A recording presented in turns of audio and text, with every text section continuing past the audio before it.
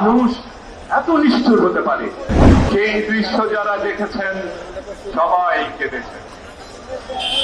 কদিন আগে যে ন্যাক্কারজনক ঘটনা আমরা দেখেছি, আমি যেমন সেই ভিডিওটি একবারে দেখতে পারিনি, একটু দেখেছি চোখ সরিয়ে, আবার একটু দেখেছি চোখ সরিয়ে দিয়ে 4 থেকে 5 বার এই নৃশংস বর্বর হত্যাকাণ্ড দেখেছি।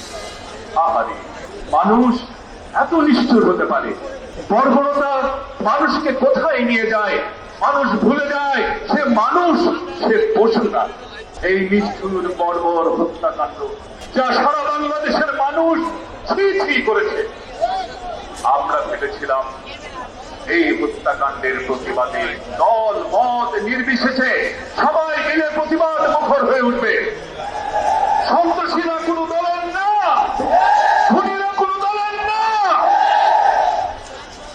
আমরা আশ্চর্য হয়ে গেলাম যখন আমরা দেখলাম একটি মহল এই হত্যাকাণ্ডের যতটুকু বিচার চাওয়া উচিত ততটুকু বিচার চাইছেন না, যতটুকু প্রতিবাদ করা উচিত ততটুকু প্রতিবাদ না করে আঙ্গুল একটা দিয়ে রেখেছেন বিএনপির দিকে।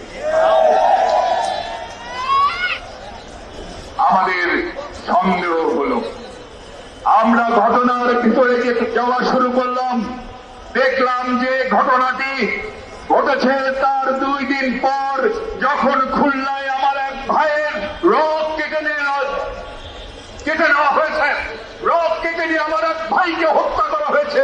ঠিক সেই সময় ওই ঘটনাকে আড়াল করবার জন্য হঠাৎ করে এই ভিডিওটি সামনে আসছে।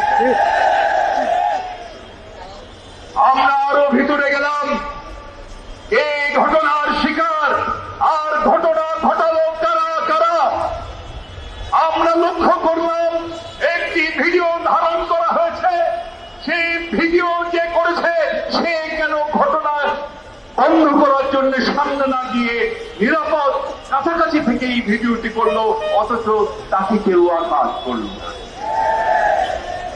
এবং যতই ভিতরে যাচ্ছি ততই স্পষ্ট হয়ে যাচ্ছে এটি নিছক একটি দুর্ঘটনা নয়, এটিকে বিএনপির বিরুদ্ধে একটি সাজানো গোছানো চক্রান্ত ছাড়ার কিছুই নয়।